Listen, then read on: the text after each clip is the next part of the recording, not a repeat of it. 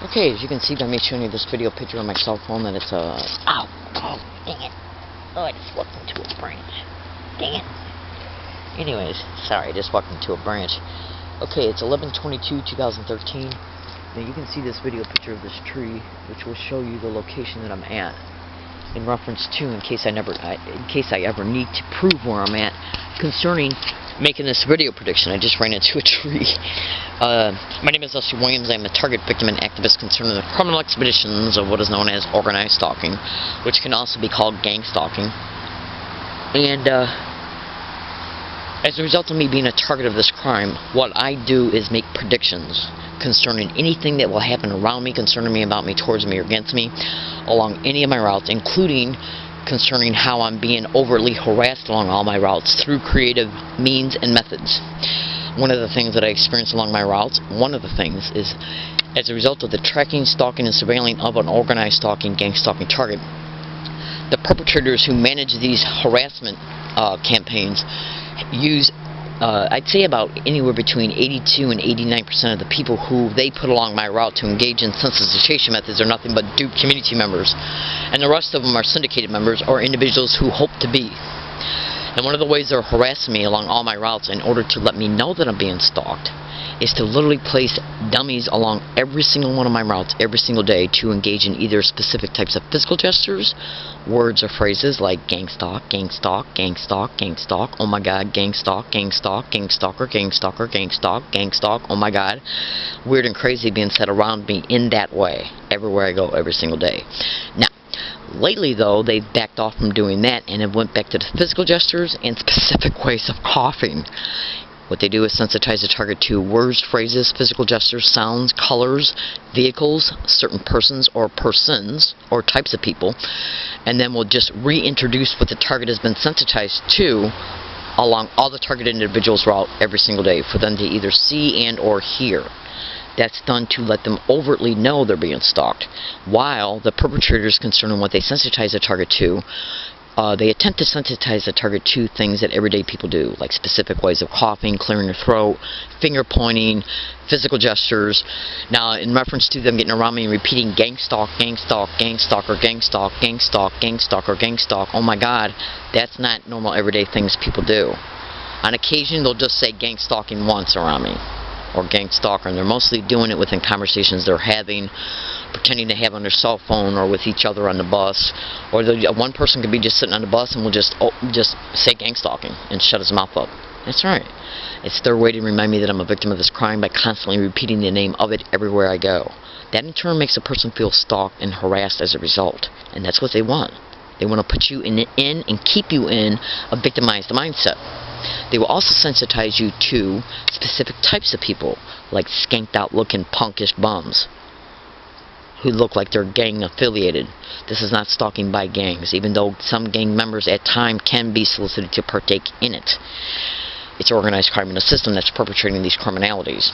That's right, it's a syndicate, and they're involved in all different types of crime that you can identity theft, mortgage co-opting, land co-opting, trust fund liquidation, human trafficking, sexual servitude rings, prostitution rings, insurance fraud, attempting to take syndicated probate control of a target in order to get legal custody of their finances.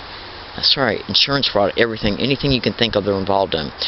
And they basically do nothing but use their employment descriptions to commit these crimes and protect them while vilifying and nullifying the target concerning them, keeping the target isolated in them until the motivations can be achieved. That's where the syndicated cops come into play at, and the syndicated lawyers. That's right. Now you can Google everything I just stated to you in reference to my descriptions, and you'll be able to, and then cross-reference the research, and you'll be able to see I'm telling you the truth, repeating words and phrases around the targeted individual's life, routes, in order to let them know overtly that they're being stalked. And that's basically done to put the target, again, like I've already stated, in a victimized mindset. It's done to bait the target to even open up about what's happening to them by a syndicated cop, especially after an event, or a syndicated or an individual who can be influenced to cooperate with corrupt syndicated cops. Basically what they can do is stage an event, and they'll stage the witnesses as well, using anybody in the community. And then when the cops are called, the cop will try and bait the target to open up about what's happening. The target is so aggravated by the time this event transpires that when the cops come, they'll say, well, I'm being gang stalked, and these people are involved in it. The people that are standing there that are involved in the event will say, this woman's crazy, we don't know what she's talking about. And then the police officers say, well, describe what's going on. You start describing about how you're being gang stalked, and then he makes a falsified police report that you're delusional. Paranoid schizophrenic, bipolar, schizoaffective, persecutory delusional disorder. Because it's the falsified police reports and doctor reports is how they take the syndicated probate control, of you and your finances, to put you in a syndicated run group home to not only call after monthly checks, but to exploit your insurance, because the gang stalking continues in these homes, and human trafficking in these homes. And the targeted individual is basically just illegally kidnapped, put in these homes, taking every bit of their freedom away from them, causing them to have to live with criminals, okay? And the campaign continues then in an isolated environment that they're kept in, because the campaign continues for the insurance fraud and the human trafficking. Money off every angle. That's right. And you better believe the syndicated cops will lie about it up and down the road, call me crazy concerning it. That's right. Let me tell you something right now. I'm not involved in any illegal or criminal activity whatsoever. I don't even drink. Okay? I'm not mentally ill, and I'm not a threat to myself or others. But these are the kind of labels they attempt to put on targets to get the syndicated eventual probate control. And you would not believe how these little filthy sewer rats are connected to downtown Hall of Justice. You would not believe what I know. So what I do is I make these videos in order to predict what will be caught on this tape recorder that I'm wearing. See this microphone? If those words or phrases are said around me even just once, it would show that I was stalked to the locations that it was caught at in order to make me feel harassed as a result of hearing it. Now, you can't catch a physical gesture on a tape recorder, but I can tell you this. Go to YouTube and type in "Learning Disabled Woman Catches Gang Stalker Admitting Sent to Harass." Read comments. That means look at what's in the description of that YouTube video.